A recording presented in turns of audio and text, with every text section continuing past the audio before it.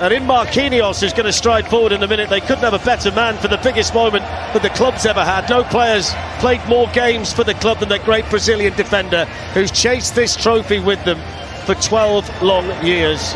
And there is the emotional embrace, and he's going to get his medal, and he's being cheered on by the Paris Saint-Germain supporters. Such a loyal servant to this football club, and a kiss of the medal from the Paris Saint-Germain captain. Do you know what, they've been unbelievable fitness levels. Well, the moment's arrived, and Marquinhos takes the trophy from Alexander Ceferin. The whole of Paris has dreamed about this, and now that dream becomes a reality. And Marquinhos with a smile as wide as the River Seine, and the golden confetti raining down, and his teammates ready, and he raises the trophy high. Paris Saint-Germain have won the Champions League in 2025. French football and PSG on top of the world.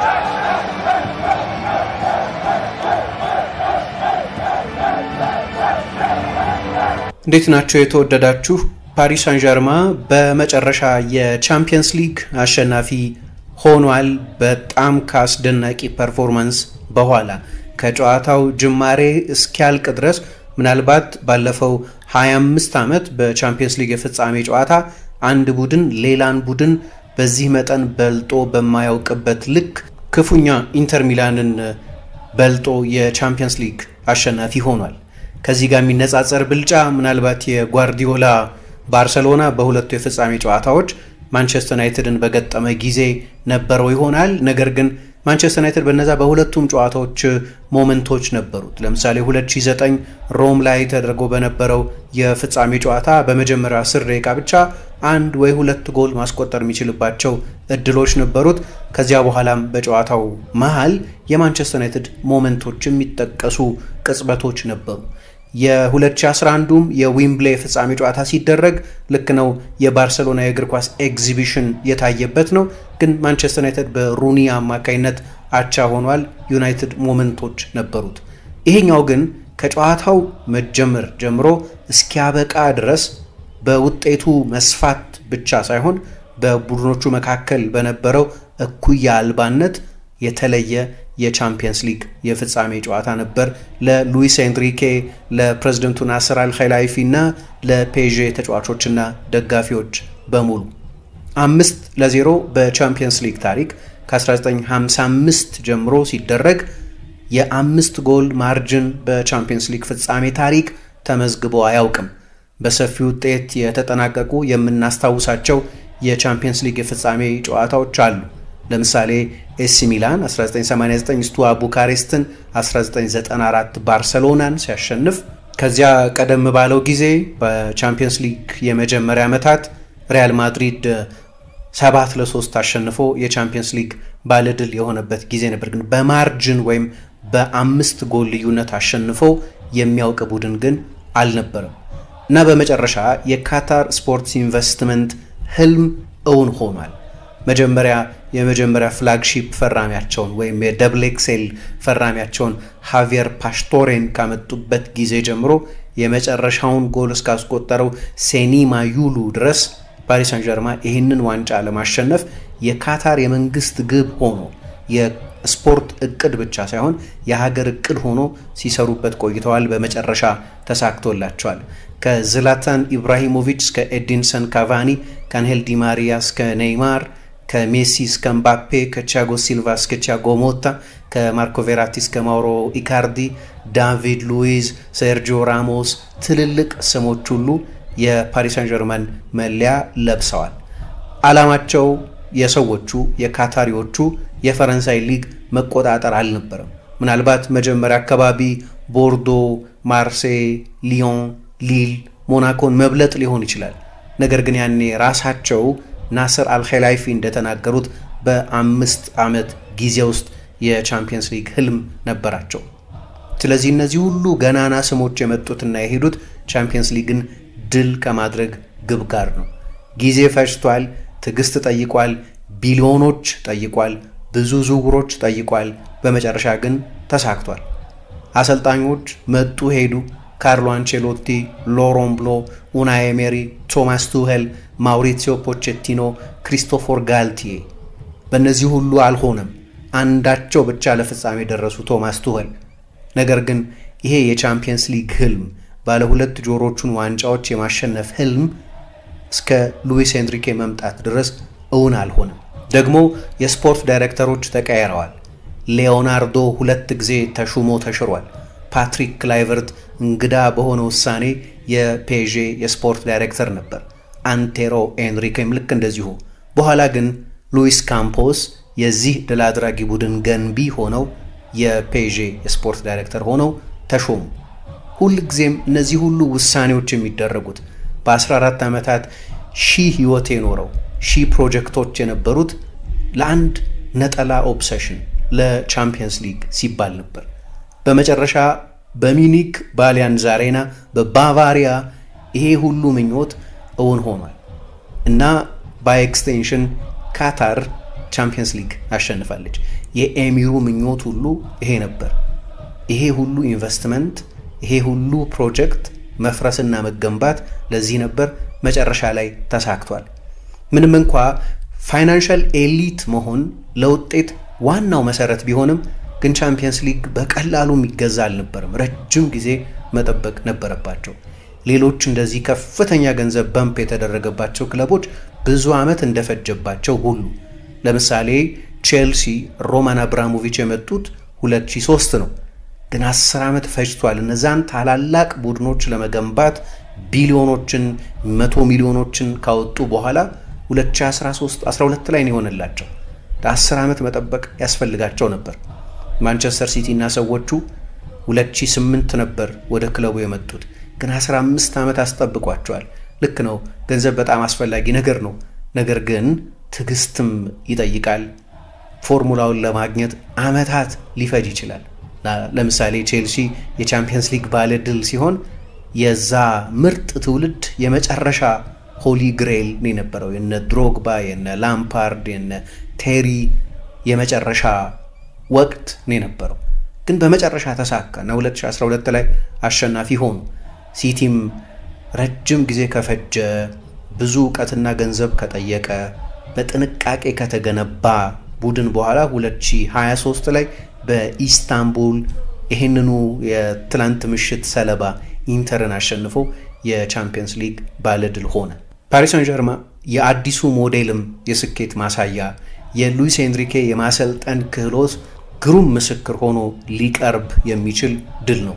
የውድድር ዘመኑ ሲጀመር ኪሊያን ምባፔን የሚያክል ትልቅ ተጫዋች በክለቡ ታሪክ ምናልባት የምንጊዜም ትልቁ የቡድኑ የክለቡ ተጫዋች በክለቡ ታሪክ የምንጊዜም ከፍተኛ ጎል አስቆጣሪ ለዓመታት በሱ ጎሎች ላይ የተንጠለጠለ ይመስል ለነበረው ቡድን ከባድ ይመስል ነበር። ነገር ግን አሰልጣኙ በተደጋጋሚ ይናገር ነበር የተሻለ እንሆናለን እንዲያውም፣ ምክንያቱም አሁን ይሄ ኮሌክቲቭ ነው እና ፓሪስ ሳን ዠርማ ለዓመታት የከዋክብቱ ቡድን ለመስራት ሲሞክር ቆይቶ በመጨረሻ ግን የቡድን እሴትን ተረድቶ የክለቡ እጣፈንታ የቡድኑም እጣፈንታ ተለውጧል። ወጣቶች ፈጣን ተጫዋቾች ከኳስ ውጪ ጠንክረው የሚሰሩ ኃይለኛ የፕሬሲንግ ቡድን፣ ኃይለኛ የመከላከል ቡድን፣ ኃይለኛ የማጥቃት ቡድን፣ በወል የሚከላከል በጋራ የሚያጠቃ ድል የተጠማ ኤነርጄቲክ የሆነ የአሰልጣኙን የእጅ ስራ በሚገባ የሚያሳይ ቡድን ገንብተው ሻምፒዮን ሆኑ። አሰልጣኙ በተለይ 2025 ከገባ በኋላ ያሳለፋቸው እያንዳንዳቸው ውሳኔዎች ሜዳ ውስጥ ሲሰሩ አየን። የፕሪሚየር ሊግ ቡድኖችን ተራ በተራ የሚያስወጣቸው፣ ማንቸስተር ሲቲን አሸነፈ፣ ሊቨርፑልን ረታ፣ አስቶን ቪላን ሸኘ፣ አርሰናልንም በግማሽ ፍጻሜው ድል አደረገ። እያንዳንዱን የፕሪሚየር ሊግ ቡድን ከውድድር ውጭ አድርጎ ፍጻሜ ደረሰ። መጨረሻ ላይ የኢንተር ተራ ነበር። ግን ይሄ የወል የቡድን ስራ ነው። ለዓመታት ይተች የነበረ እንዳናልፍ የሱ ስህተቶች ምክንያት ሆኑብን እየተባለ የሚሳበብበት ግብ ጠባቂ በዚህ ጉዟቸው ላይ ከሊቨርፑል ይሁን ከቪላ ከአርሰናልም ጋር እንደዚሁ በጣም የሚያስደንቁ ሙከራዎችንም እያዳነ እዚህ ድረስ አድርሷቸዋል። ቡድኑ አጥቂ የለውም ልክ እንደ ምባፔ አይነት የ50 ጎል አጥቂ። ነገር ግን የአሰልጣኙን የማሳየት ክህሎት እንደሚያሳይ አጥቂ ሳይኖር ቻምፒየንስ ሊግ ጭምር ማሸነፍ ይቻላል። እያንዳንዱ ውሳኔው ይሰራ ነበር። ምክንያቱም ባርኮላ የሆነ ጊዜ የማይነካ ተጫዋች ወደ መሆን ከፍ ብሎ ነበር። ነገር ግን እንደ ጨዋታው ዴዚሪ ዱዌ ወይ ባርኮላን ቢያፈራርቅ የቡድኑ ጥራት ላይ የሚያመጣው አንዳች ልዩነት የለም። ባለፈው ሳምንት ራንስን በኩፕ ደ ፍራንስ ፍጻሜ ሲያሸንፉ የባርኮላ ምሽት ነበር፣ ትላንትና ደግሞ የዴዚሪ ዱዌ። ስለዚህ አሰልጣኙ ከሁለቱ አንዱን ቢመርጥም የቡድኑ ጥራት ላይ የሚያመጣው ልዩነት የለም። ምባፔ ቻምፒየንስ ሊግን ለማሸነፍ ነው ወደ ሪያል ማድሪድ የሄደው። ትላንት ምሽት ግን እንኳን ደስ ያላችሁ ማለት ነበረበት። እሱ በለቀቀበት ዓመት ፓሪስ ሰን ዠርማ የአውሮፓን እግር ኳስ ተቆጣጥሯል እና አንድ መሰረታዊ እግር ኳስ ሕግንም የሉዊስ ኤንሪኬ የማሰልጠን ክህሎት አስረድቶናል።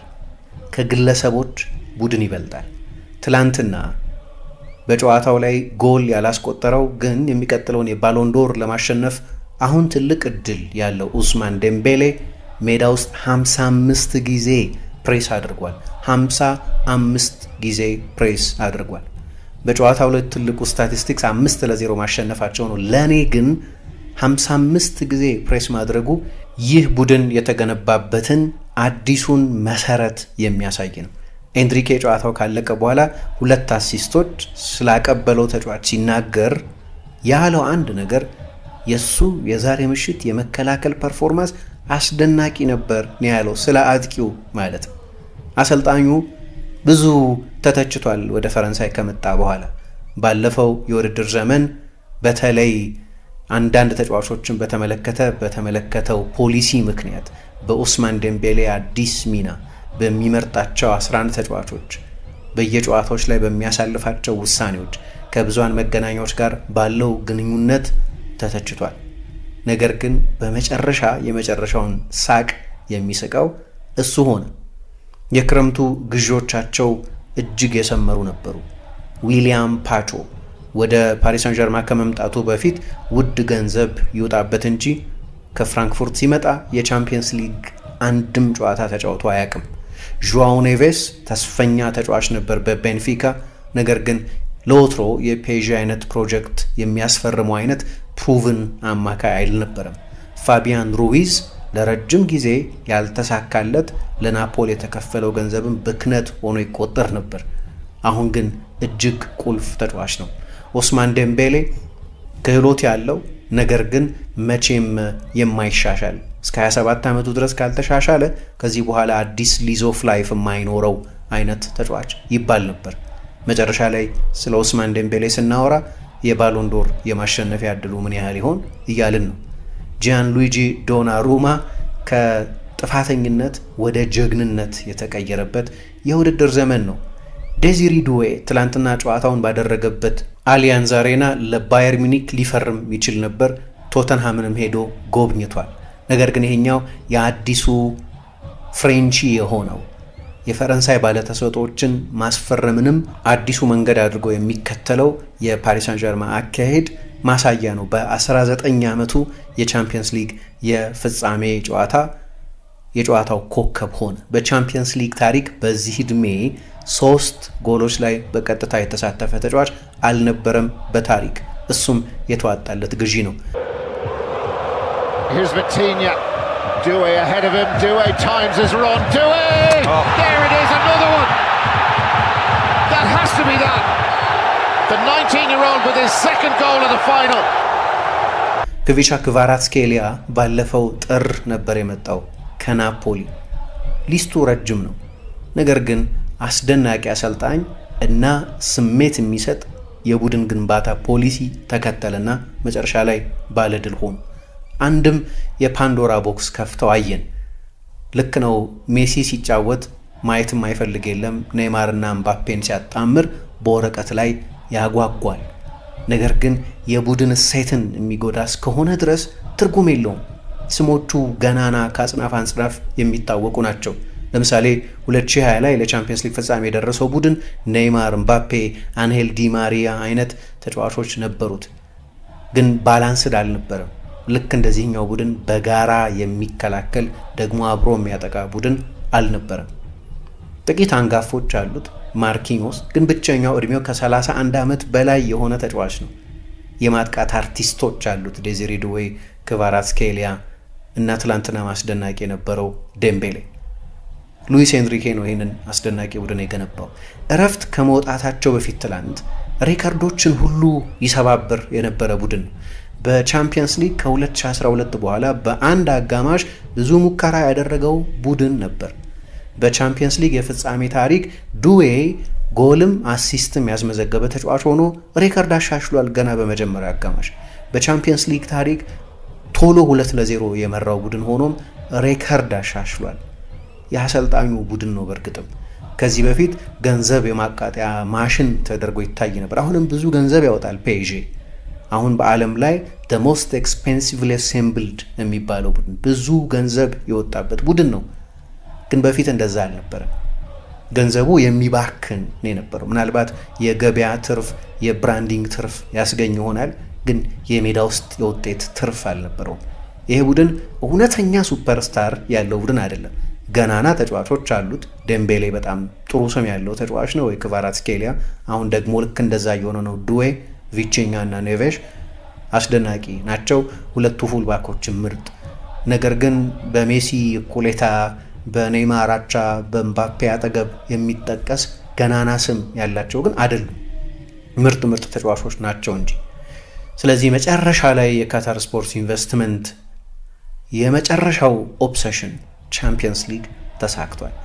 ለአሰልጣኙም አንድ ትልቅ የላይፍ ሳይክልን ፉል ሰርክል ነው ማለት ይቻላል። ምክንያቱም ልክ የዛሬ 10 ዓመት በዚህቹ ሀገር በጀርመን የቻምፒየንስ ሊግ የፍጻሜ ጨዋታ እሱ ያኔ ያሰለጥነው በነበረው ባርሴሎና እና በዩቬንቱስ በሌላ የጣሊያን ቡድን መካከል ተደርጎ ነበር። ያኔ ሁል ጊዜ ከሱ የአሰልጣኝነት ታሪክ ጋር ተያይዞ የሚታይ አንድ ውብ ምስል ነበር። ዣና የምትባል እድሜዋ ያኔ 6 የነበረ ሴት ልጁ የካታሉኛን ባንዲራ ይዛ በበርሊን ኦሊምፒክ ስቴዲየም አብራው ከአባቷ ጋር ደስታዋን ስትገልጽ አየናት።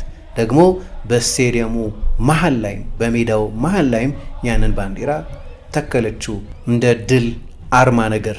መጨረሻ ላይ ከዛ የፍጻሜ ጨዋታ ከ4 ዓመት በኋላ በአጥንት ካንሰር እጅግ በሚያሳዝን ሁኔታ ህይወቷ አለፈ።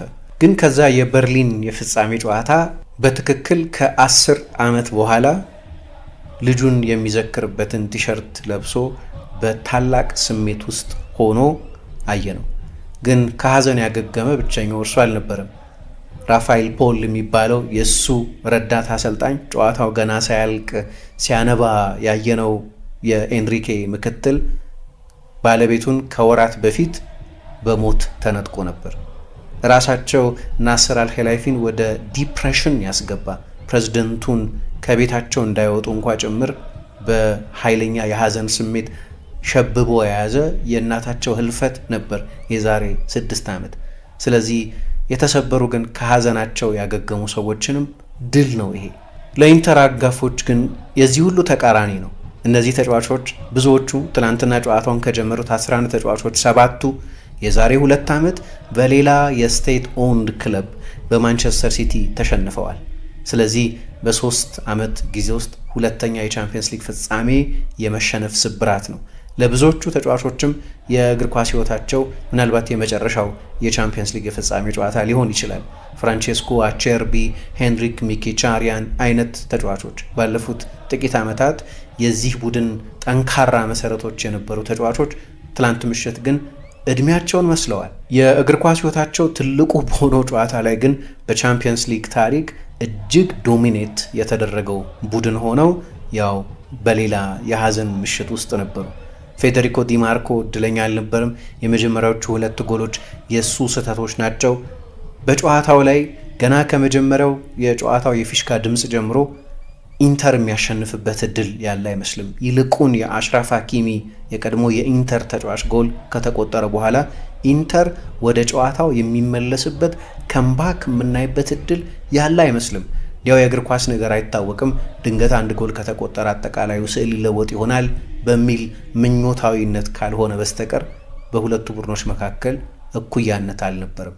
ስለዚህ ከጨዋታው ጅማሬ እስኪያልቅ ድረስ አንድ ቡድን ብቻ ፍጹም ሜዳ ውስጥ የነገሰበት ነው። እኔ አንድ ሲምቦሊክ ነጥብ አይቻለሁ ጨዋታው ሲጀመር።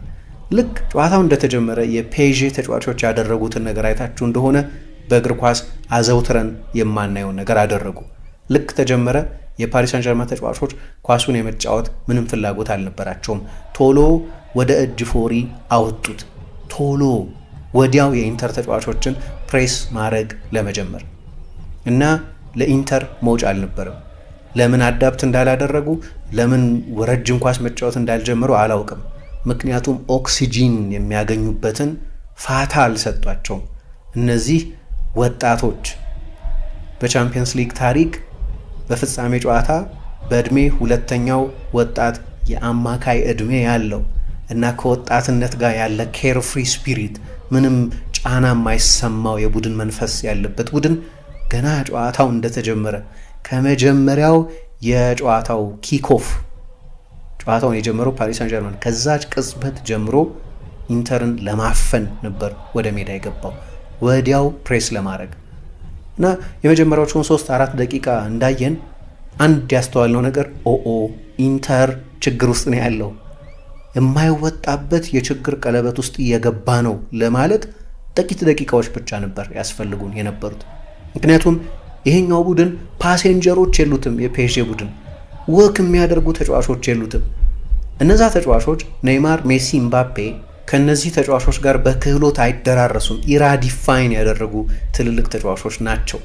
የበለጠ የተሰጡ ሀብታሞች ናቸው። ብዙም ያሸነፉ ናቸው። ነገር ግን እንደ ዱዌ እና ክቫራትስኬሊያ እንደ ዴምቤሌ ፕሬስ አያደርጉም። ለብቻው 55 ጊዜ ነው ፕሬስ ያደረገው።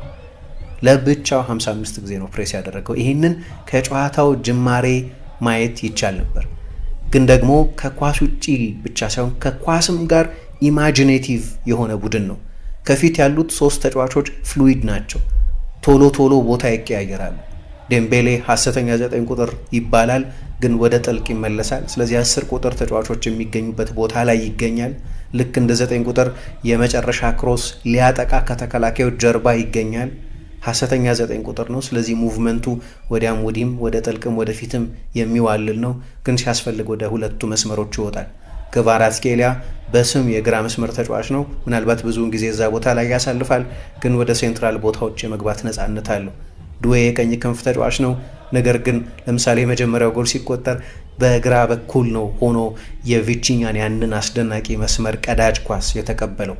አሽራፍ ሀኪሚ የቀኝ መስመር ተከላካይ ነው፣ ግን ጎሉን ሲያስቆጥር አጥቂዎች የሚገኙበት ቦታ ነው የተገኘው። Popping up all over the place, they continue this rotation. That's brilliant football. They're in, and there's the goal.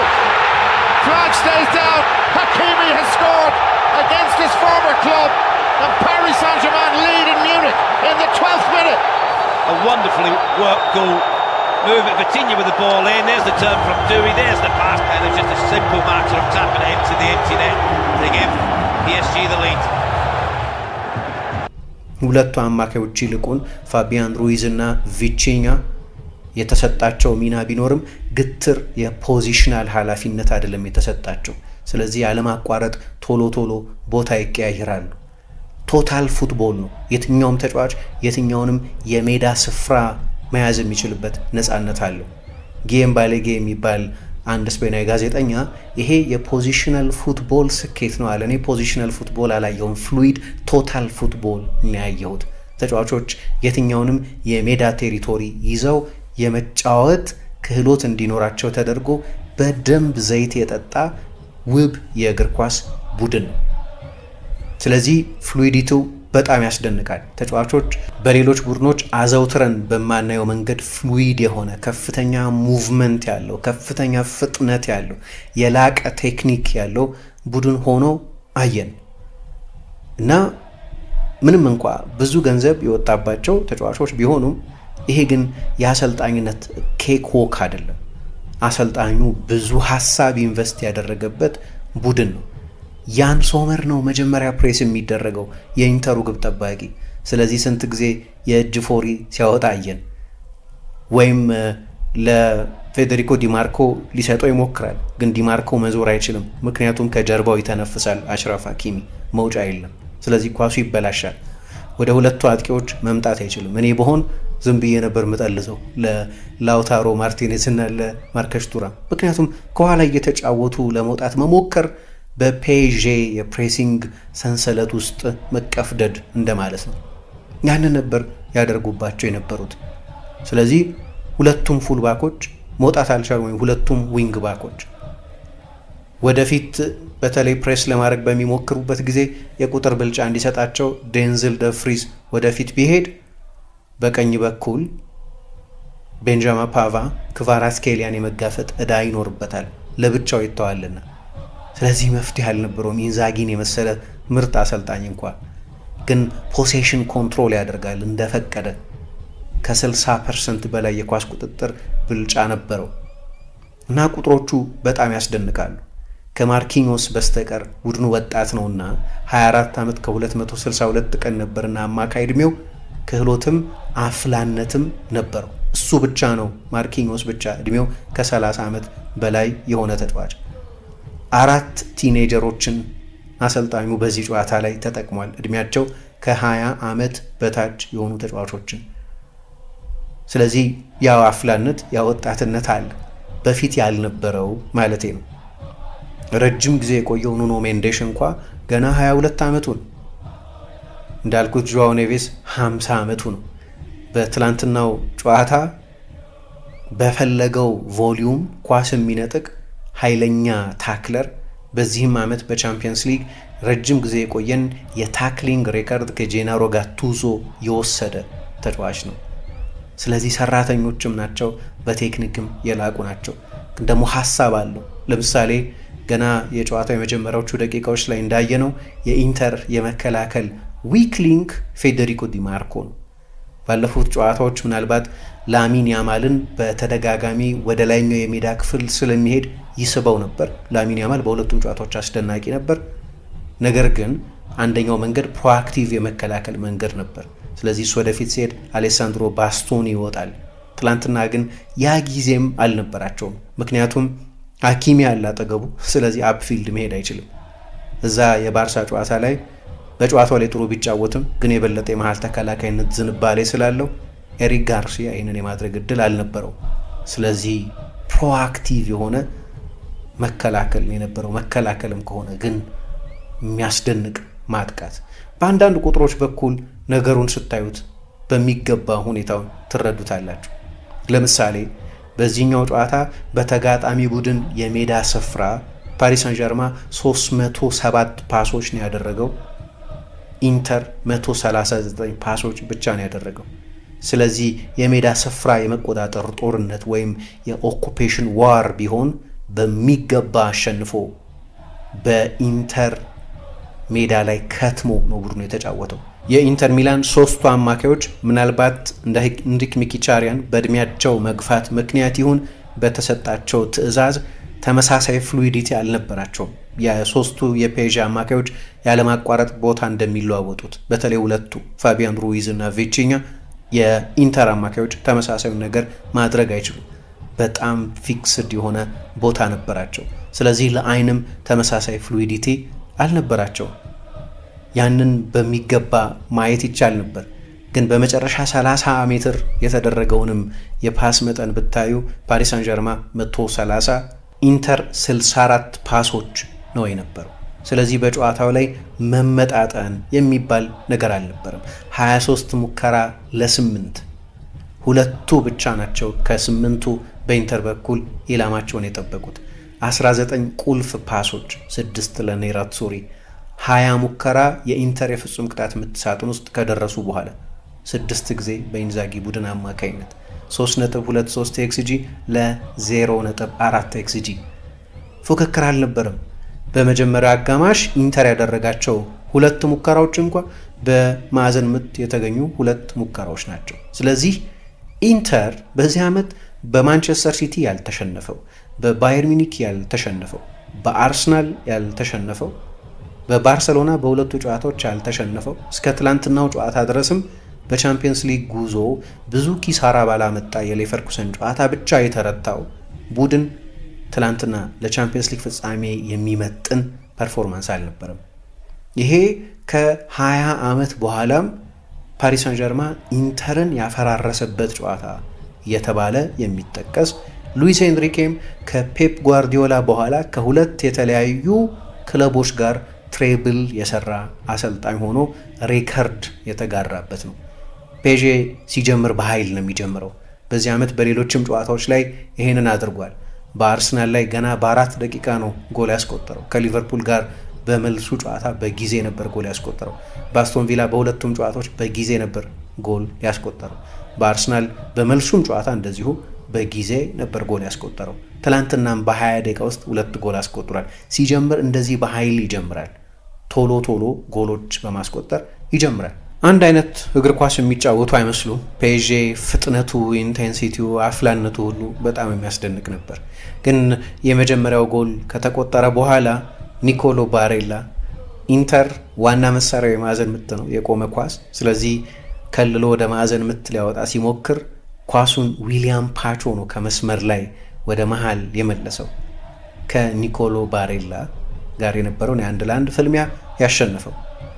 ኢንተር ኳሱን ፕሮቴክት ማድረግና የማዕዘን ምት ማግኘት አልቻለም።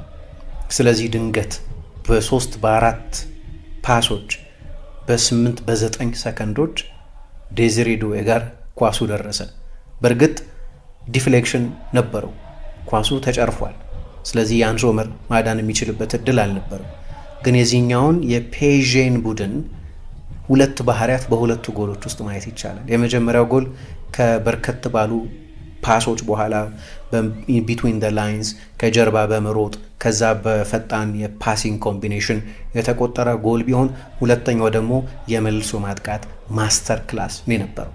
የኢንተር ዋና መሪዎች ባሬላ፣ ላውታሮ፣ ቱራም፣ ቻላኖሉ፣ ዲማርኮ፣ ሚኪቻሪያን ሁሉም ፓራላይዝድ ነበሩ። ኢንተርም ባለመደበት ቀጠና ተገኘ። በዚህ ውድድር ዘመን በቻምፒየንስ ሊግ ካደረጋቸው ጨዋታዎች መካከል በ1.2% የጨዋታው ጊዜ ወይ በደቂቃ ለ17 ደቂቃ ብቻ ነበር በድምር የተመራው። ግን ድንገት በ20 ደቂቃ ውስጥ ተመራ። ሪያክት ያደርጋል ወይ? አሰልጣኙ ምን ያደርጋል የሚለው ወሳኝ ነው። ምርጥ አሰልጣኝ ነው፣ ብዙ እናደንቀዋለን ሲሞኔ ኢንዛጊ። ይህንን ቡድን የሰራበት በጀት ኢንተር እዚህ ቦታ ላይ የመገኘት መብት አልነበረውም። በአሰልጣኙ ክህሎት ነው ይህንን ያደረጉት። በ3 ዓመት ውስጥ 2 ጊዜ ቻምፒየንስ ሊግ ተጫውተዋል። ፔዤ ትላንትና ሜዳ ውስጥ የነበረው ስኳድ ከ400 ሚሊዮን ፓውንድ በላይ ኢንቨስት የተደረገበት ነው። የኢንተር 150 ሚሊዮን እንኳ አይሞላም። ስለዚህ ለዚህ ስራው ማድነቅ ያስፈልጋል። ብዙዎቹ ተጫዋቾች ከፕሪሚየር ሊግ ያልተፈለጉ ሊሆኑ ይችላሉ፣ እንደ ሄንሪክ ሚኪቻሪያን እና እንደ ማቴዎ ዳርሚያን አይነቶቹ ተጫዋቾች፣ ወይ አንዳንዶቹ በነፃ የተገኙ ናቸው እንደ ማርከስ ቱራም እና ፍራንቼስኮ ቼርቢ አይነቶቹ፣ ወይም በአነስተኛ ገንዘብ የተገኙ ናቸው እንደ ያን ሶመር አይነቶቹ። ስለዚህ ቡድኑ የተገነባበት መንገድ፣ አሰልጣኙም ከዚህ በፊት ላሸነፋቸው ድሎች፣ በአውሮፓ ውድድሮች ለደረሰባቸው ርቀቶች አድናቆት ይገባዋል። ነገር ግን ትላንትና የወሰናቸው አብዛኞቹ ውሳኔዎች፣ በተለይ ጨዋታውን ለመቀየር ሲል የወሰናቸው አብዛኞቹ ውሳኔዎች የሰሩ አልነበሩ።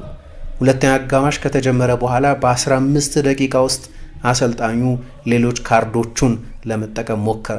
ከቤንች ያስገባቸው 4ቱም ተጫዋቾች ግን ተከላካዮች ናቸው። ውጤቱ 2-0 ብቻ ሳለ ቢሼክ፣ ዜሌቭስኪ፣ ዳርሚያን፣ ካርሎስ አጉስቶ እነዚህ ሁሉ ተከላካዮች ናቸው። ስለዚህ የአሰልጣኙ ውሳኔዎች የኢንተርን የሜዳ ውስጥ ድክመት የሚያርቁ የሚጠግኑ አልነበሩም። ቢሼክ እንዲያውም ተቀይሮ በገባ በ6 ደቂቃ ውስጥ እንደገና ተቀይሮ ወጣ።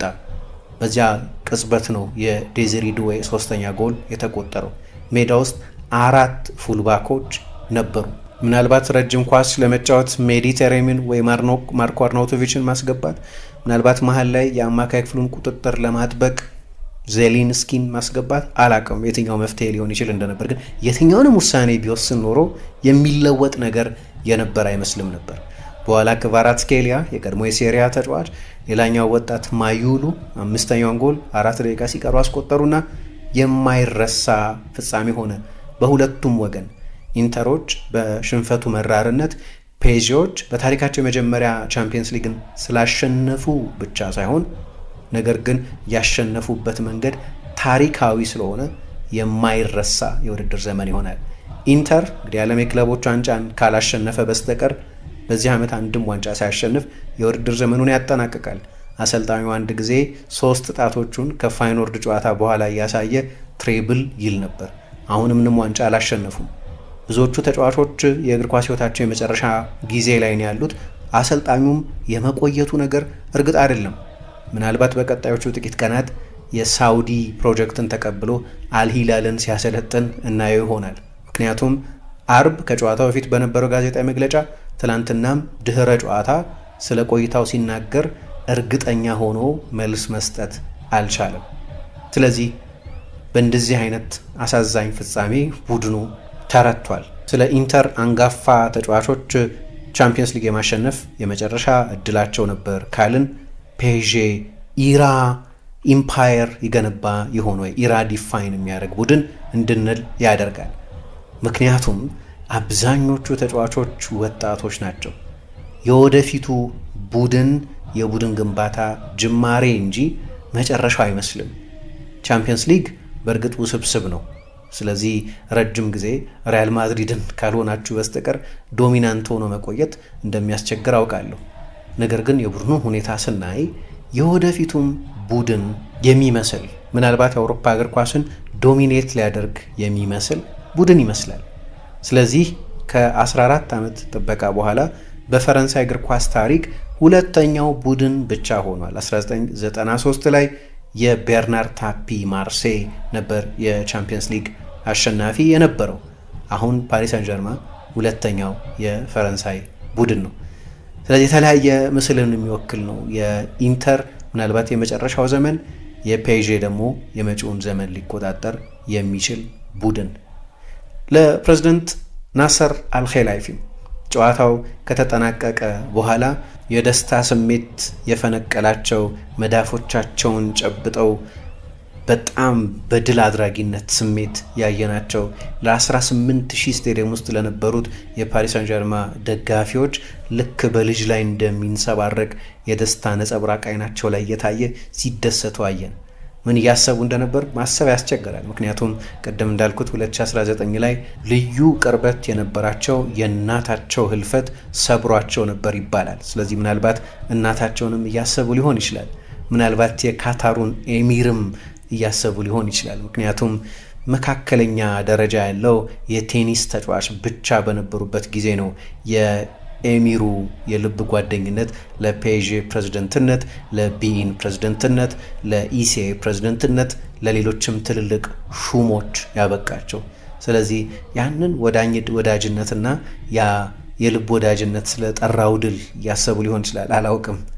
ስለ አባታቸውም ስለ አሳስጋሪ አባታቸውም እያሰቡ ሊሆን ይችላል።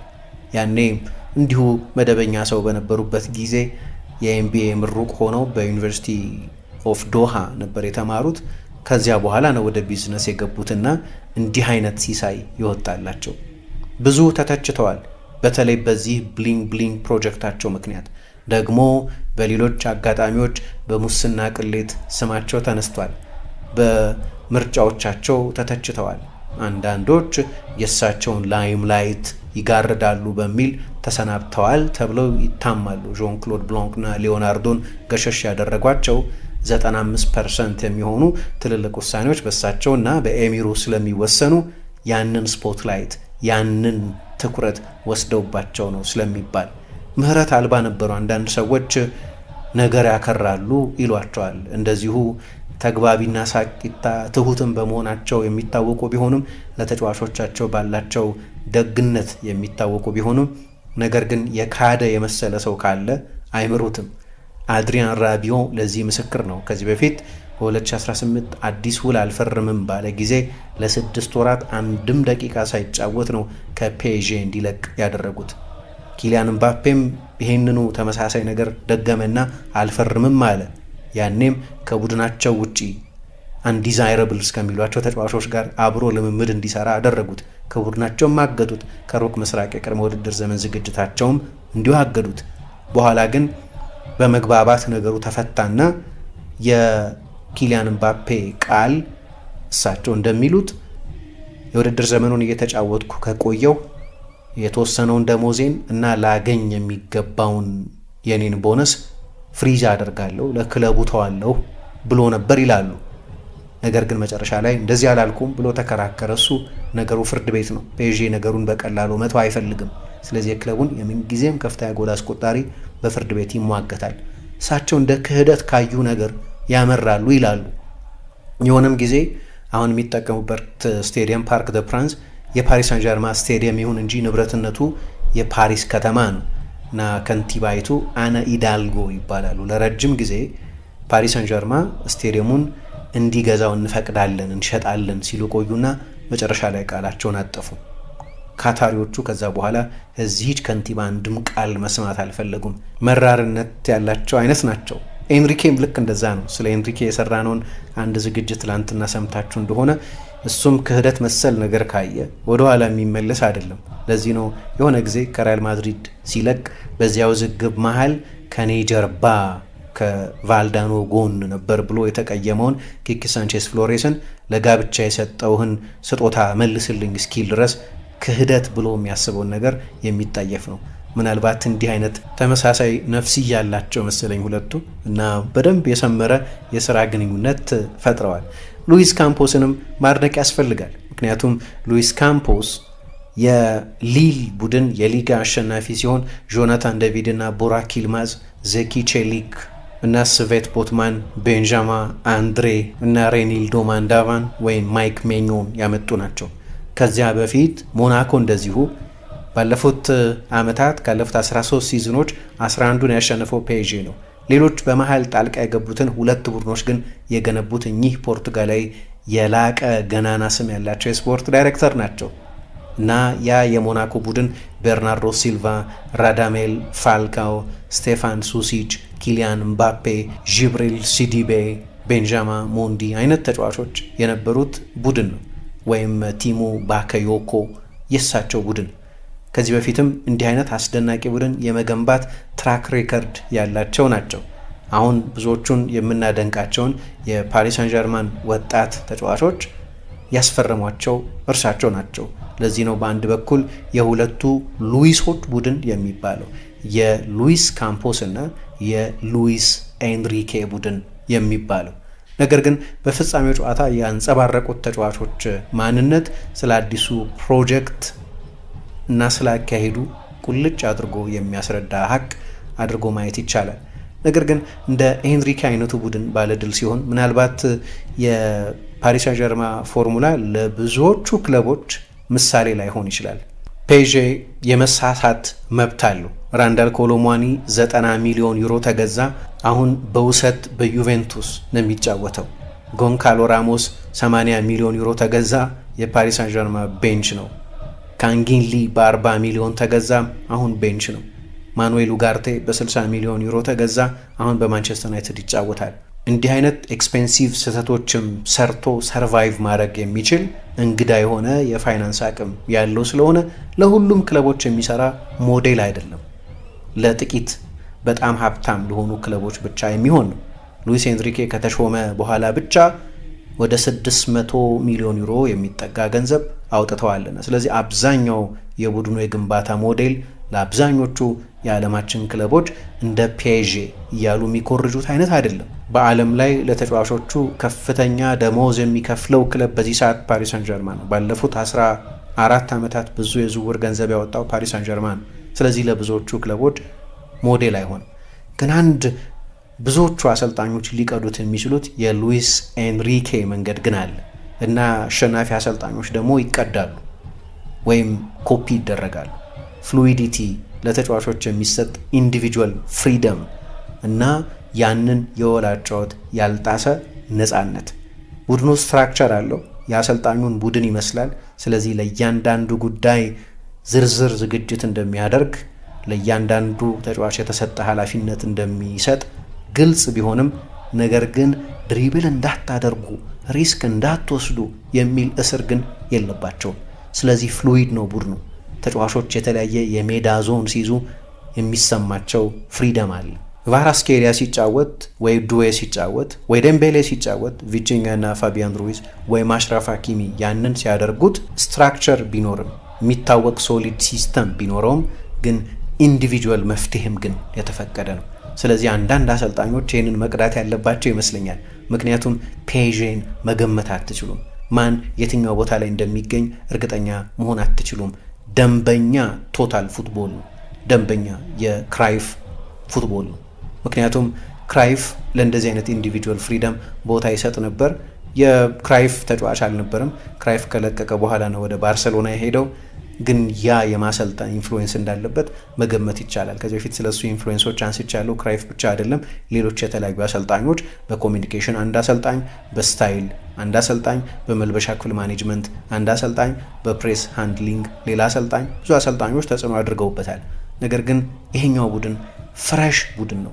ሌሎች አሰልጣኞች ቢከተሉት እግር ኳስ የበለጠ የተዋበ እንዲሆን ማድረግ የሚችል ደፋር እና የትኛውንም ቡድን ለማጥቃት የሚገባ ግን ቢያስፈልግ ለደቂቃዎች ከኳስ ውጪ ቢጫወትም በጣም ጥሩ የመከላከል ኦርጋናይዜሽን ያለው ምርጥ ቡድን ነው የሰራው። ግን ለሱ ውብ ቀን ነበር እንዳልኩት። በተለይ ደግሞ በህይወቱ ከነበረ አሳዛኝ ትራጀዲ በኋላ ያለ ፈገግታ ነው። በእርግጥ ልጄን ቻምፒየንስ ሊግ ስላሸነፍኩ አይደለም፣ ይልቁን በተሸነፈን ጊዜ እንደ መጽናኛ መንፈስን እንደ ማበርቻ አያታለሁ ብሏል። ስለዚህ አሁን አሸነፈን እንጂ በፊትም ሁል ጊዜም ከኛ ጋር ነች፣ አልሞተችም ነው የሚለው ስለ ዣና ሲናገር። እና የፓሪስ ሳን ዠርማን ደጋፊዎችም አንድ ክላሲ የሆነ ቲፎሲ ያሳዩ። የፓሪስ ሳን ዠርማን መለያ ከአባቷ ጋር ሆኖ መሃል ሜዳው ላይ ስትተክል የሚያሳይ ቲፎሲ አየን። እሱም ያንን ቲሸርት ከመልበሱ ባሻገር። ስለዚህ እንደ ሰው ለኤንሪኬ ደስ ይላቸዋል እንዲህ ስለሆነለት፣ ደግሞ ስለበረታ፣ ደግሞ በተሰበረበት ቦታ ላይ ጠንክሮ ስለተነሳ ደስ ይላቸዋል ለዚህ እንደ ሰው። እና ለሱ ደስ ብሎኛል እኔ ይሄንን ስላየው። እና የሰው ልጅ የመጽናናት የመበርታት ታሪክ ነው። እንደገና ደግሞ ነገርን በተለየ ፐርስፔክቲቭ የማያም ጠንካራ መንፈስ። ምክንያቱም ልጄ በሞት ተወሰደችብኝ ሳይሆን የማይረሳ 9 ዓመት አብራኝ ያሳለፈች፣ ራሴን እንደ እድለኛ ቆጥረዋለሁ ብሎ የሚናገር አይነት ነው። የፔዤ ደጋፊዎች ጨዋታው ሲያልቅ ያደረጉት ነገር በዚያ ምክንያት በጣም የተዋበና ልብ የሚነካ ሆኖ አይቻለሁ። እና በመጨረሻ የፓሪስ ሳን ዠርማን ቀን መጣ። And in Marquinhos is going to stride forward in a minute. They couldn't have a better man for the biggest moment that the club's ever had. No players played more games for the club than that great Brazilian defender who's chased this trophy with them for 12 long years. And there is the emotional embrace, and he's going to get his medal, and he's being cheered on by the Paris Saint-Germain supporters. Such a loyal servant to this football club, and a kiss of the medal from the Paris Saint-Germain captain. Do you know what? They've been unbelievable fitness levels. Well, the moment's arrived, and Marquinhos takes the trophy from Alexander Seferin. The whole of Paris has dreamed about this, and now that dream becomes a reality. And Marquinhos with a smile as wide as the River Seine, and the golden confetti raining down, and his teammates ready, and he raises the trophy high. Paris Saint-Germain have won the Champions League in 2025.